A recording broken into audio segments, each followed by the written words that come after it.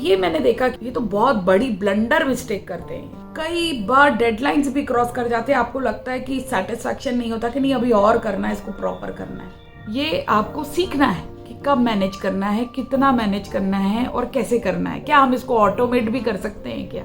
Hello friends, आज हम बात करेंगे टाइम मैनेजमेंट सीरीज में टाइम वेस्टर्स की। हम देखेंगे कि क्या हम गलती से ये गलती कर रहे हैं।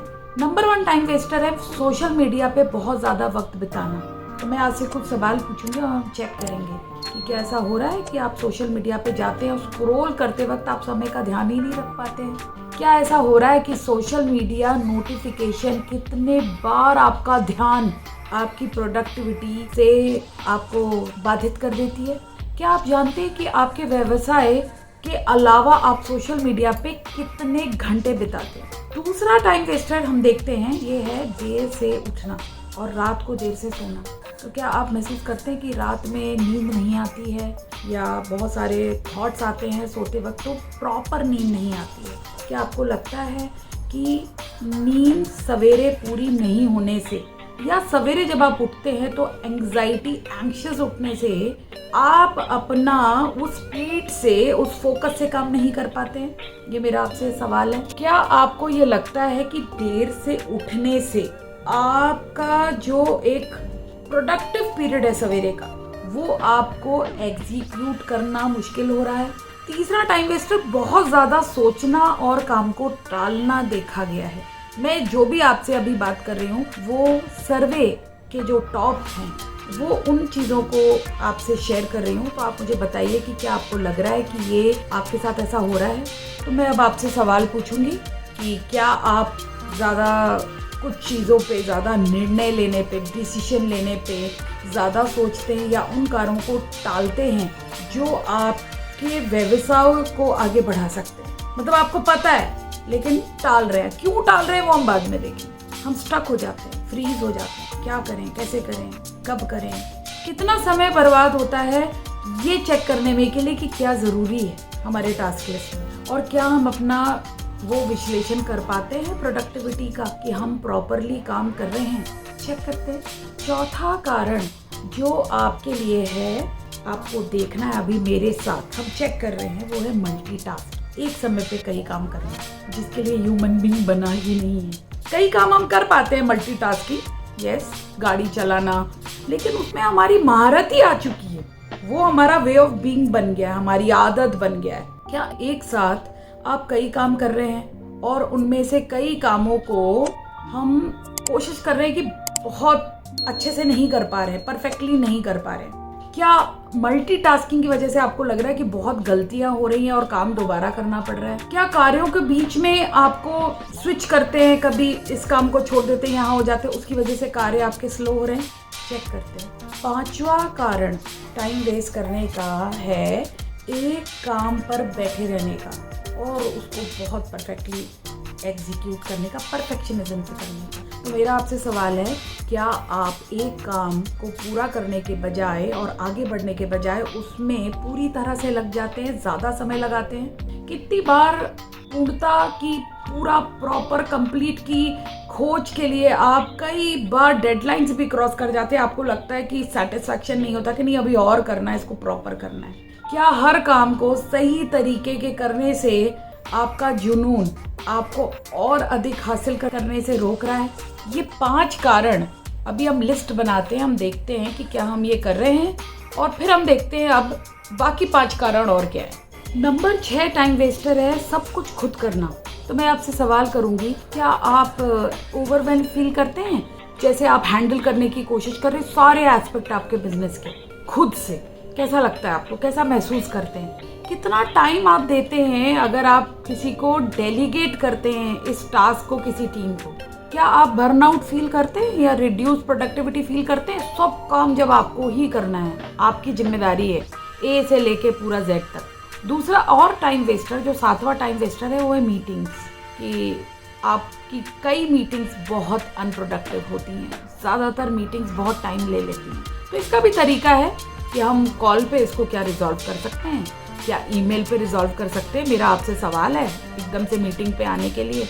क्या इस तरीके की मीटिंग्स आपके वर्कफ्लो और प्रोडक्टिविटी को एकदम हैम्पर करती है, डिस्टर्ब करती है? तो क्या आपके लिए बेहतर है कि आप सीखें कि मीटिंग कब करें, कैसे करें, किस तरीके से करें, क्या उसकी प्रायोरिटी चेकलिस्ट भी होती है क्या मीटिंग की? ये सब सीखना बहुत आपके लिए इम्पॉर्टेंट होगा। अब अगला जो बहुत इम्पॉर्टेंट है कि हम लोगों को माइक्रो मैनेज करते हैं बारीकी से, एक एक चीज़ की गलतियों पे उनकी, और उनकी पर्सनली ऑल्सो काउंसलिंग देम और being with them with their mistakes specially. तो क्या आप कॉन्स्टेंटली अपनी टीम को चेक करते हैं कि कर रहे हैं कि नहीं कर रहे हैं, कितना किया, क्या ठीक से किया? Trust issue. दूसरा सवाल आपसे ये कि कितना टाइम आप इसको दे रहे हैं, या टाइम के साथ एक एनर्जी। अगर 2 मिनट के लिए भी आप किसी को चेक कर रहे हैं तो फिर आप डाइवर्ट हो गए, डिस्टर्ब हो गए। क्या आपका ये जो है माइक्रो मैनेजमेंट है, ये एक्चुअली टीम बिल्डिंग में भी मदद नहीं कर रहा है? क्योंकि अगला भी और हो जाता है, अरे सर तो चेक कर लेंगे, अरे मैम तो चेक कर लेंगी, तो वो भी गलतियां किए जा रहा है। दूसरा, वो अनकंफर्टेबल है जब आप उसको मिस्टेक्स बताते हैं, तो आप लोगों की वो जो बॉन्डिंग और ट्रस्ट और लव है टीम में, वो भी देखिए प्रोडक्टिविटी को तो हैम्पर करता है। तो इस बारे में भी आप जरा सोचें। 9th point, checking and responding to emails and phone या मैसेजेस। क्या कॉन्स्टेंटली नोटिफिकेशंस आ रहे हैं? भरपूर आ रहे होंगे अगर आप सक्सेसफुल हैं, बहुत अच्छा काम कर रहे हैं, लेकिन क्या वो आपका अटेंशन हटा रहे हैं आपके अभी जो आप टास्क कर रहे हैं उससे? स्पेशली जो मॉर्निंग का टाइम है, this is a very productive time. कितना आपको लग रहा है कि ये इंटरप्ट कर रहा है आपके काम को, कि आप नॉन अर्जेंट ईमेल्स वगैरह को चेक कर रहे हैं? क्या आपको लग रहा है कि मैनेजिंग ये जो इनबॉक्स है, ये आपको सीखना है कि कब मैनेज करना है, कितना मैनेज करना है और कैसे करना है? क्या हम इसको ऑटोमेट भी कर सकते हैं क्या? ये सब सीखना है। 10th point, unnecessary people networking. हमें लगता है वो बहुत काम का आदमी है, हम उतना नेटवर्किंग में टाइम दे देते हैं और जाते हैं ऐसी जगहों पे जहाँ पे हमें लगता है कि हमारा बिजनेस बिल्कुल, हमको लगता है कि बहुत हमें काम मिल जाएगा, लेकिन हम गलती से बहुत सारी जगह अपना इतना टाइम दे देते हैं कि वहाँ से हमको उतना आउटपुट मिल रहा है क्या हमने ये मेजर किया है क्या कई नेटवर्किंग मीटिंग्स में हमारे किसी और स्टाफ को भेजा जा सकता है? क्या हम तैयारी के साथ जाते हैं नेटवर्किंग मीटिंग्स में ताकि इनका भरपूर फायदा उठा सकें? तो ये देखिए कुछ चीज़ें हैं, मैंने 10 आपको पॉइंट्स बताए हैं और आपको कुछ पॉइंट्स और बताती हूँ जिनको मैं एक्सप्लेन नहीं करूँगी कि क्या आप लो एनर्जी महसूस करते हैं, लो मूड हो जाता है जब आप काम कर रहे हैं, या आपका जो एनर्जी लेवल है आपको लगता है कि साथ नहीं दे रहा है जिस तरीके से टास्क आपका फोकस और एनर्जी ऊर्जा मांग रहा है। इसको चेक कीजिए। ये भी एक 11th पॉइंट हमको हो जाता है।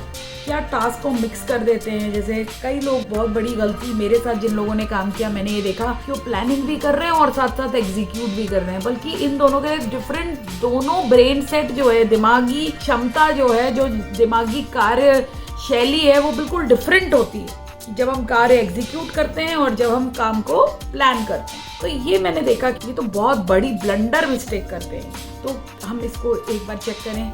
एक 13 पॉइंट और आता है, आजकल ट्रैवलिंग में बहुत टाइम वेस्ट होता है, ये भी एक टाइम वेस्टर है बहुत बड़ा, स्पेशली जो बड़ी सिटीज़ हैं। तो हम इसको कैसे यूटिलाइज कर सकते हैं, इसको कैसे मिनिमाइज कर सकते हैं? क्योंकि देखिए पता आपको ये सब कुछ है, लेकिन क्या हमने इस बारे में कुछ किया है?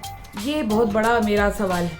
और जब हम बहुत ओवरवेल्म्ड या एंग्शियस या स्ट्रेस्ड होते हैं, तो मेरा आपसे सवाल है कि क्या आपकी प्रोडक्टिविटी हैम्पर नहीं हो रही है, क्या इफेक्ट नहीं हो रही है? तो हम ऐसा क्या करें? तो करने के लिए बहुत कुछ है। जैसे मैं जब काम करती हूँ तो मेरे साथ कुछ डेली हर्डल्स में लोग आते हैं, तो डेली उनकी वो कंसिस्टेंसी मसल बनती है, ब्रेन एक्सपैंड होता है, एनर्जी एक्सपैंड होती है। फिर जब वो समझ जाते हैं कि नहीं, ये 80% माइंडसेट का गेम है और हम हर काम जो हमारे सामने आ रहा है इसको टिक नहीं कर सकते, यस नहीं बोल सकते हैं, कैसे हम फास्ट एग्जीक्यूट करें, इस पे सोच सकते हैं काम करना, गोल्स पे काम कर सकते हैं और मेजर करें इन गोल्स को। सिर्फ ये 3 चीजें करें। और कैसे करें? ह्यूमन स्वॉट एनालिसिस से करें। और एक विनिंग वर्क वीक फॉर्मूला है कि सोमवार को क्या करना चाहिए, मंगलवार को क्या करना चाहिए, बृहस्पतिवार के दिन क्या होना चाहिए और शुक्रवार का दिन कैसा होना चाहिए। और रियली वो प्रूव्ड है, it is like a proved cycle. तो जब हम वो सब सीखते हैं और उसको अपने कामों में डालते हैं, तो इससे हमारा बिल्कुल हमें रिजल्ट शिफ्ट दिखता है। तो अगर आप ये और जानना चाहते हैं, इस वीडियो को लाइक कीजिए, सब्सक्राइब कीजिए और कमेंट में विनिंग वर्क वीक लिख दीजिए, WWW लिख दीजिए, and we will surely get back to you. Thank you friends, be productive, keep प्रॉस्पेरिंग।